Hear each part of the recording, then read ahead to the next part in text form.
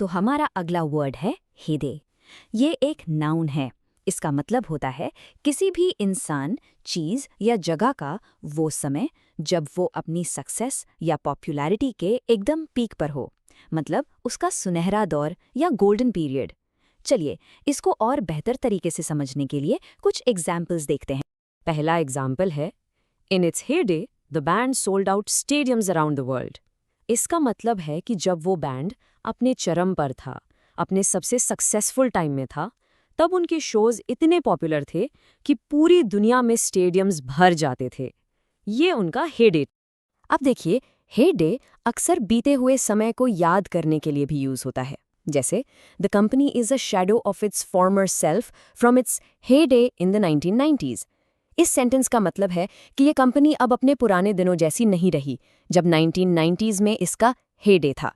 यानी 90s का दशक उस कंपनी का सबसे सफल और पावरफुल समय। ये वर्ड पर्सनल अचीवमेंट्स के लिए भी बिल्कुल परफेक्ट है। The veteran athlete recalled his heyday when he was an Olympic champion.